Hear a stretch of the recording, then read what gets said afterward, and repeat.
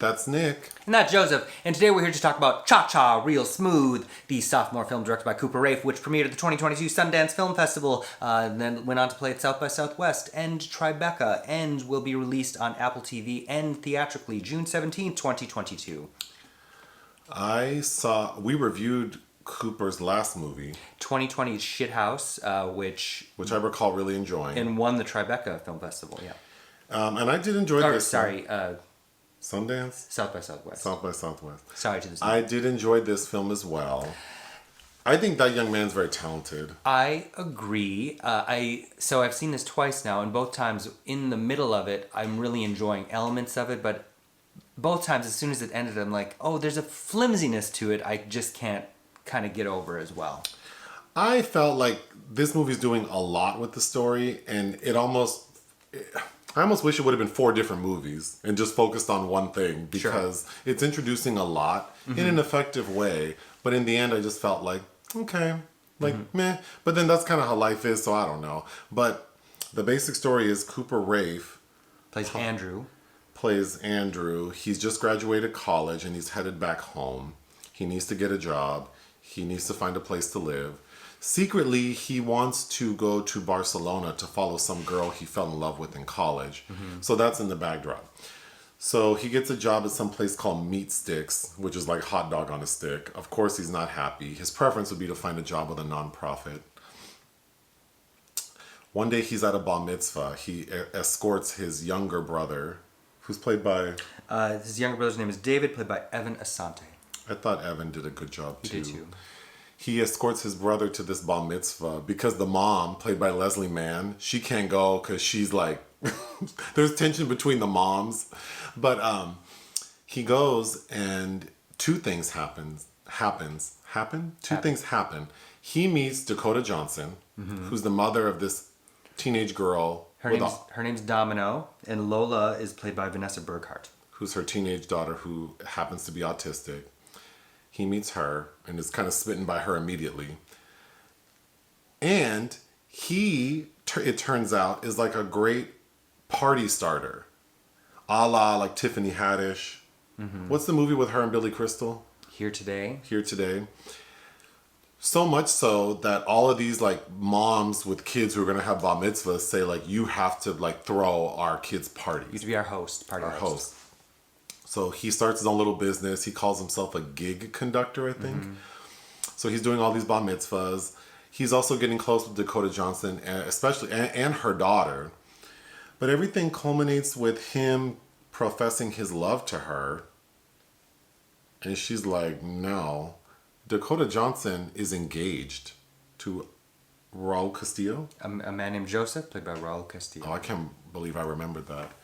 He's an attorney, but they live in New Jersey, but he's often in Chicago for work. So she has a lot of free time, and we realize that she has a lot of demons. Like, this lady is out partying, hooking up with other people. She wants to hook up with Cooper Raiff. He says no, but he's in love with her. She tells him no. She also suffers from depression, and there's a scene with a miscarriage. Yeah, which we can get into.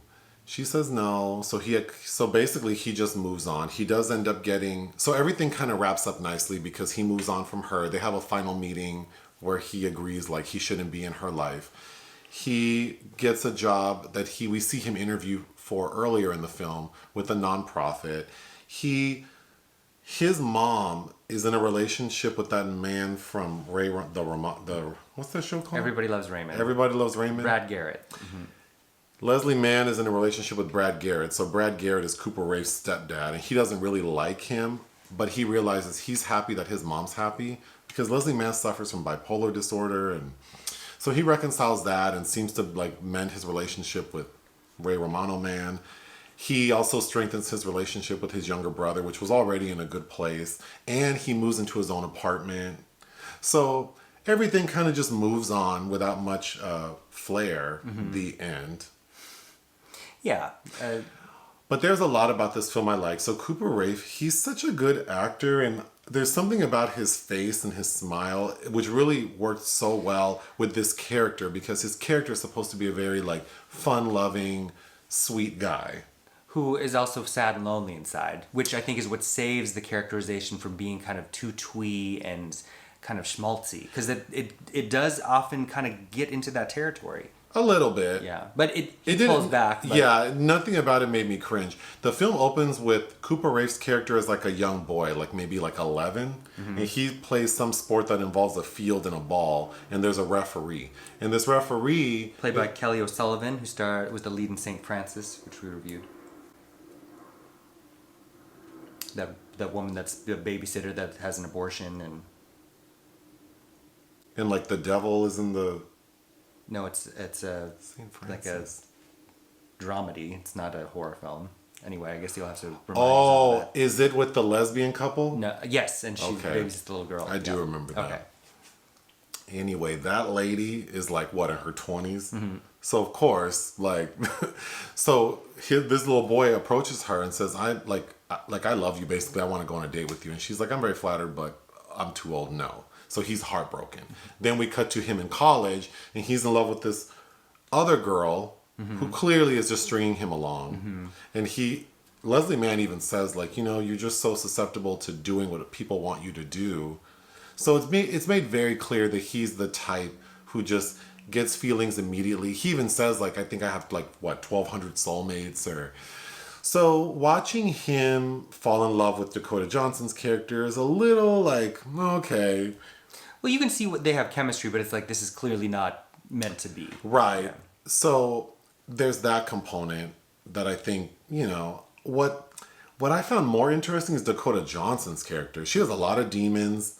She's dealing with this daughter who I do want to mention, we've watched a lot of films where there is like a teenager who's supposed to have autism, and whether or not the character actually is on the spectrum or not, we don't always know. But this was the first time I think I've seen a character where it's like this character just happens to have autism. But I thought they did a really good job with writing the character because she serves a purpose and it's not that. Yeah, and her performance is good. And her performance is good, and she's I thought she was sweet and funny. She's sweet. I don't tend to love Dakota Johnson, but I thought she was really sweet as well, and I did like her in The Lost Daughter as well. But she has nice chemistry with Cooper Raiff, and I kind of liked how she looked at him a lot. Her performance had a boozy quality to it that I liked. I actually related to her a lot. Like, I feel like if I were the type who... I could see myself having been a person like her, where it's like there are a lot of demons, but I'm just like getting through, and things aren't great for her. And things aren't great for the Andrew character either, but in many ways it feels like a direct jump off from what he did with Shithouse, which was about just coming into college and kind of that alienation and need for camaraderie that that character needs to feel there, and this is right after that. And then being a young person in today's world, where what do you do for work? How do you support yourself? It's impossible to succeed and pay your student loan bills. So all of that makes sense. It's just that when you start to dig into like, okay, how many bat mitzvahs are there in this community? Yeah, I was a little confused about that. And so I get the sense that Lola's father was Jewish because Dakota Johnson's not. And I even watching it a second time... Because she says she's not. Right. Because she envies Judaism, she says in one scene. But it kept making me think of how, her own mother, Melanie Griffith, much to her eventual chagrin, played Jewish characters like in Shining Through and A Stranger Among Us. That weren't well received, but and kind of that adjacent quality here is interesting. I still think it's an impressive film for such a young filmmaker, and it seems like he knows, like... I think he knows his own assets. Kind of like a Woody Allen. Like, I feel like his movies are going to be like... That's funny you bring that up, because a reference point for this film is a Jerry Lewis movie called The Ladies' Man, where he's a graduate that ends up working in this mansion filled with women. Because there's really just a lot of supporting female characters in this that he's kind of navigating, including his mother, who I think, Leslie Mann, I think, is always most lovely when she's playing a mother. Yeah, I really liked her. And like in Blockers. Oh, the scene... Well, there are a couple... I mean, the very end of the film, because Leslie Mann's had her issues because of her mental health, and at the end of the film, Cooper tells her, I walk by our old house all the time, and whenever I walk by it, it makes me happy because I had a nice childhood. I just want you to know that. And I want you to know that you did a good job, like, raising us. And then she starts crying, and he clearly wants to cry. I thought that was very sweet. So that was a really strong moment. But early in the film, when Cooper first meets Dakota Johnson, that lady has a miscarriage at the Bar Mitzvah, and she's in the women's bathroom sitting in the toilet, and she has to leave her daughter, who clearly needs some attention.